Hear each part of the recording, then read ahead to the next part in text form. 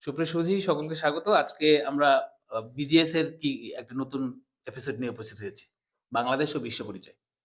আমরা শুরুতেই আমরা বলার চেষ্টা করেছি আমাদেরকে যদি নিজের দেশ গঠন করতে হয়, নিজের ইতিহাস, ঐতিহ্য এবং সংস্কৃতির প্রতি যদি যত্নবান হতে হয়, তাহলে আমাদের ইতিহাসের ভালো ছাত্র হতে হবে। তুমি যদি ভালো রাজনীতিবিদ হতে চাও, তোমাকে ইতিহাস জানতে হবে। তুমি যদি তোমার দেশের সার্বভৌমত্ব রক্ষা করতে চাও, তোমাকে ইতিহাস ভালো সম্পর্কে নলেজ রাখতে হবে। রাষ্ট্রবিজ্ঞান সম্পর্কে ভালো নলেজ রাখতে হবে। যে স্টুডেন্টগুলি মেডিকেলে পড়বে, যারা ইঞ্জিনিয়ারিং ইউনিভার্সিটিতে পড়বে বা বিশ্ববিদ্যালয়ে পড়বে, তাদের তার দেশ, ইতিহাস, দেশের অর্থনীতি, রাজনীতি সম্পর্কে জানতে হবে। একটা কবিতা আছে যে, "আমার পূর্বপুরুষের পিঠে রক্ত জবার মতো ক্ষত ছিল।" কারণ এখানে সাম্প্রদায়িক চাবুকে তারা রক্তাক্ত করেছে। হিন্দু, মুসলিম, বৌদ্ধদের দাঙ্গা লাগিয়ে দিয়ে আমাদের দেশকে অস্থির করার চেষ্টা করা হয়েছে বারবার। একটা ধর্মীয় জিনিস আমাদের ভিতরে ঢুকিয়ে দিয়ে আমাদেরকে ব্যস্ত রাখা হয়েছিল। ঔপনিবেশিক চাবুকের করাঘাতে আমাদের পূর্বপুরুষেরা রক্তাক্ত হয়েছে। তারা পাহাড় চাষ করেছে, তারা পতিত জমি চাষ করেছে, তারা আমরা এই পর্যন্ত যতটুকু অবস্থায় এখানে এসেছি, সব পূর্বপুরুষের ফলে। ঠিক আছে? আমরা ভাষা পেয়েছি, আমরা স্বাধীনতা পেয়েছি, আমরা ব্রিটিশদের কাছ থেকেও আজাদি পেয়েছি। কিন্তু আসলে আমরা প্রকৃতপক্ষে কি আজাদ হতে পেরেছি কিনা? আমাদের ভিতরে ভাষার কলোনি ঢুকে গেছে, আমাদের ভিতরে পোশাকের কলোনি ঢুকে গেছে। ঠিক আছে? আমাদের বুদ্ধিভিত্তিক জায়গায় আমরা বারবার মাইর খেয়েছি। তাই না? বারবার মাইর খেয়েছি বুদ্ধিভিত্তিক জায়গায়। ব্রিটিশদের কিংবা আমেরিকানদের কূটকৌশলে, রণকৌশলে, তার বিজ্ঞানভিত্তিক ইনোভেশনে আমরা বারবার হেরে গেছি। শিক্ষা একমাত্র বুদ্ধি, উপায় বা মাধ্যম যেখানে আমরা বহির্বিশ্বের সাথে মাথা উঁচু করে দাঁড়াতে পারি। কিন্তু আমাদের গবেষণা ভিত্তিক পড়াশোনা না হওয়ার ফলে আমরা শুধু নৈমিত্তিক জ্ঞানের কারণে, শুধু এ প্লাসের দিকে ধাবিত হওয়ার কারণে আমরা বারবার পিছিয়ে পড়ছি। আমাদেরকে গবেষণা করতে হবে এবং ইতিহাস ঐতিহ্য থেকে শিক্ষা নিয়ে সামনের দিকে আগাতে হবে। আমরা আজকের যে বিষয়টি আলোচনা করব বা জানতে চেষ্টা করব তোমাদের কাছ থেকে, সেটা হলো বাংলায় ঔপনিবেশিক শক্তির বিজয় কিভাবে হলো, কেন হলো? এটা আমরা চলে যাবো আফিয়ার কাছে। আজকে আমাদের আলোচ্য বিষয় হলো বাংলার ঔপনিবেশিক শাসন আমলের শক্তির বিজয়। প্রথমে আমরা জানতে পারি আলীবর্দী খাঁয়ের মৃত্যুর পর তার প্রিয় নাতি সিরাজউদ্দৌলা মাত্র 22 বছর বয়সে সিংহাসনে বসেন। এ সময় উদীয়মান ইংরেজ শক্তি বর্গী, বড় খালা ঘসিটি বেগম এবং প্রধান সেনাপতি মির্জাফর আলী খান এর ষড়যন্ত্র মোকাবেলা করা কঠিন কাজ হয়ে দাঁড়ায়। এ সময় তৃতীয় আরেকটি পক্ষ সক্রিয় ছিল, যা হলো বণিক শ্রেণী। এরা মূলত রাজপুতনা থেকে আসা মারোয়ারি বণিক শ্রেণী। এদের মধ্যে অমিচাঁদ ও জগৎ শেঠ ছিল উল্লেখযোগ্য। এর ফলে 1757 সালে 23শে জুন পলাশীর আম্রকাননে পলাশীর যুদ্ধে বাংলা, বিহার, উড়িষ্যার নবাব এর পতন ঘটে এবং ইংরেজদের হাতে শাসন ব্যবস্থা চলে যায়। এই ইংরেজরা সরাসরি শাসন ব্যবস্থা দখল করতে না পারলেও তারা মীর জাফর আলী খানের মাধ্যমে শাসন ব্যবস্থা দখল করে।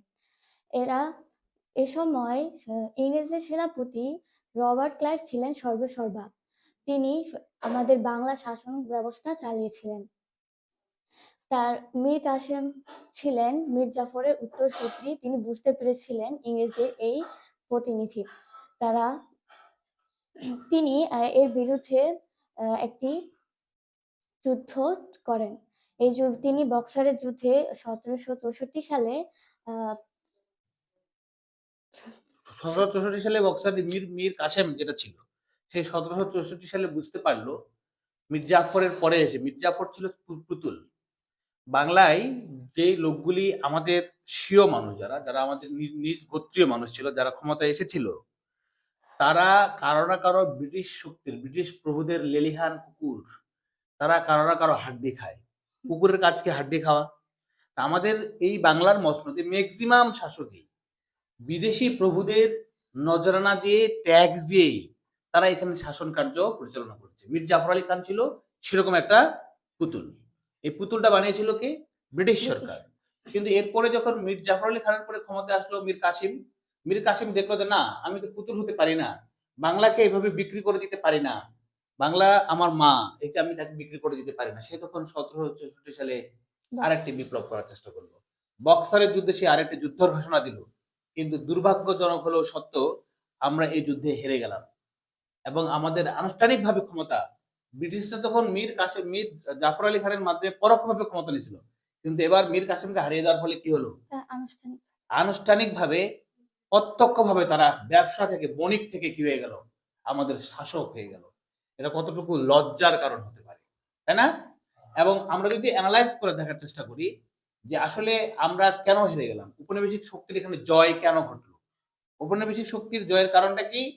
উপনিবেশিক শক্তির জয়ের কারণটা ছিল এই জায়গাটাতে নবাবের অনভিজ্ঞতা, বয়স কম, তার পারিবারিক চক্রান্ত, তার খালা ঘসেরি বেগমের চক্রান্ত, তার প্রধান সেনাপতির চক্রান্ত। বাংলাদেশের শাসন ক্ষমতা যদি পড়ে যায়, যদি এখন প্রধান সেনাপতি আমাদের সেনাপ্রধান, সে যদি ষড়যন্ত্রের শিকার হয়, সে যদি অন্য রাষ্ট্রের কাছে বিক্রি হয়ে যায়, তাহলে এখানে কি আমাদের স্বাধীনতা, সার্বভৌমত্ব বজায় রাখা সম্ভব?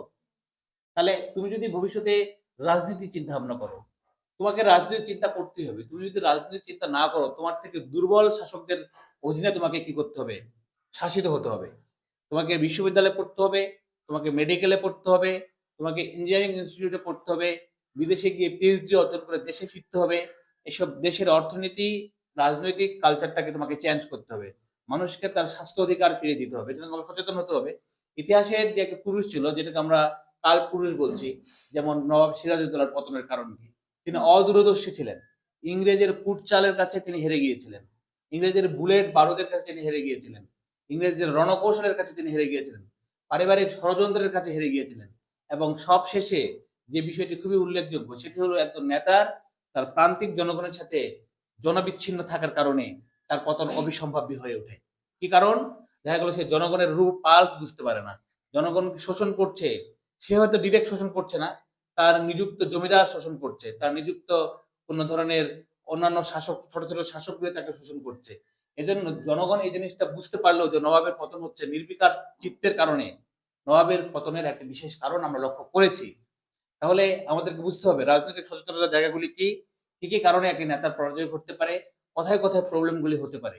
তাহলে উপনিবেশিক শক্তির উত্থানটা কিভাবে হলো, উপনিবেশিক শক্তির জয়টা কিভাবে হলো, আশা করি আমরা বুঝেছি নাকি? ঠিক আছে, সকলকে ধন্যবাদ।